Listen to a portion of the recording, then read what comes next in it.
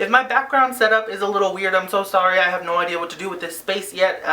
This is new. What's up, everyone? Welcome back to my channel. Today I'm back with a brand new slime video for you, and we are going to be testing out 2-ingredient slime recipes. I'm super excited to show you these 2-ingredient slime recipes because most of them turned out really great. If you are excited for this video, make sure you give it a big slimy thumbs up for me. Also, make sure that you subscribe to my channel to become a unicorn. Come join the unicorn fam and we will just shower you in glitter. Also, if you're subscribed to my channel and to my vlog channel, then you're automatically entered into my giveaway. I'm going to be giving away a $50 Visa gift card, and I'm going to be giving away some slime. The official rules for the giveaway will be linked down in the description box below, so make sure you go ahead and give those a look, and that's pretty much it. So let's get started, shall we? Alrighty, so the first slime we're going to be testing out is the silly string slime. For this, you're going to need some silly string and some lotion. So I'm just going to take a bowl and empty out 2 bottles of silly string. This was surprisingly hard because the silly string literally just goes everywhere. But then you will end up with something like this. It sticks together on its own, however, it's very watery. So what I did next was I just took the silly string and I squeezed all of the liquid out of it. Well, as much as I could actually. And it left me with just a little bit of silly string, so I was kind of disappointed in that. But what we're going to do now is we're going to go ahead and reserve the liquid off to the side. You don't need it, and then just go ahead and put some lotion into it. Just kind of massage it into the silly string, and this is supposed to give you a slime. Honestly, it was pretty crusty and pretty not stretchy at all, so I don't consider this a slime at all. I would definitely say that this slime is a fail. So the next slime I'm testing is the bubblegum slime. For this, you're going to need some real bubblegum and some hot water. So I just took a cup and filled it with water, put it in the microwave for about a minute. You don't need this to be boiling, you just need it to be hot enough to melt candy, I guess.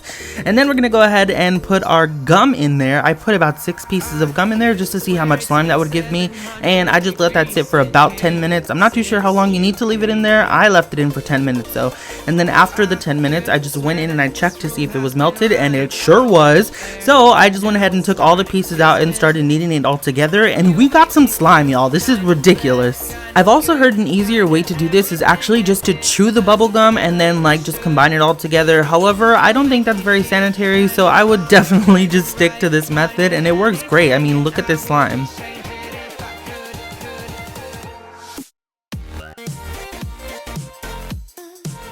As you can see here, the slime is pretty stretchy. The only problem that I have with this slime is that the sugar in it makes it very sticky. So what I would do to combat that is just dunk it back into the hot water and kind of, let the sugar kind of dissolve into the water is what I'm guessing is happening. And then I can play with it again and it won't be as sticky. However, I had to do that a couple of times. But if you can't make regular slime, then this would definitely be the slime to make, and it is almost the same texture. It's cool.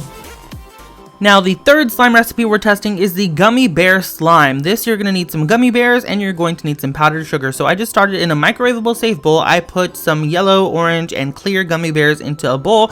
You want to make sure that you keep the colors kind of in the same wheel, just so that you don't end up with a brown slime, you know what I mean? And then it should look something like this once you put it in the microwave and it's melted. Then we're going to add in some powdered sugar. That's basically going to be our activator, and you're just going to stir it until you can handle it with your hands.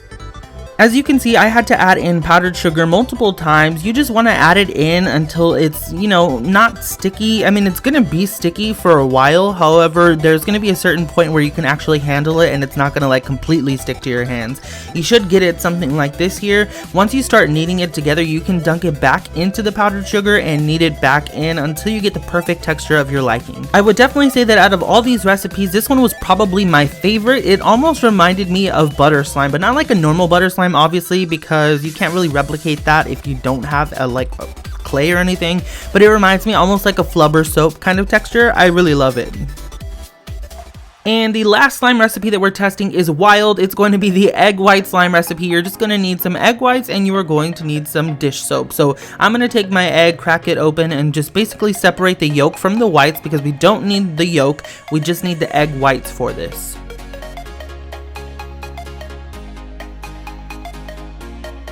And to the egg whites, we're going to go ahead and add in our dish soap. Basically for this, I'm using the Dawn Ultra antibacterial dish soap. It's like apple scented, so if you want to get the same one and be twinning, then we can do that. I just added in a little bit of it, and to my surprise, it was starting to thicken up. I was like, wow, this is crazy. So I went ahead and I added in a little bit more because I wanted to thicken up the texture a little bit. Now all that's left to do is put this mixture into the refrigerator, and you need to put it in the refrigerator for about 12 hours. I know that sounds like super extra, super wild. I know, but it actually worked, and you'll see right now. And this here, ladies and gentlemen, is what the slime looks like after it comes out of the refrigerator. I actually left this for a little over 24 hours because #extra.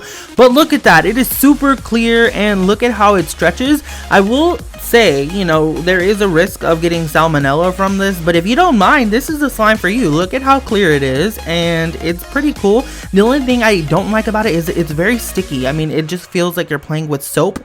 But if you don't mind that, you know, this is the slime for you, like I said. I would definitely say that this is the best solution that I have found to make clear slime without any glue or borax or anything. So if you're not allowed to like make regular slime, then this would be a good one for you if you really are in dire need of like a clear slime.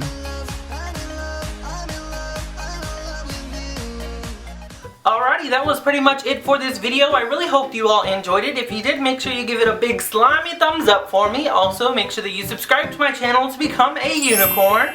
Don't forget to go ahead and enter my giveaway by subscribing to this channel here and subscribing to my vlog channel. You could possibly win some slime or a $50 Visa gift card. Either way, it would be a win-win, I think, at least. And yeah, that's pretty much it. Thank you all so much for watching. I love you all so very freaking much, and I will see you all next time. Bye!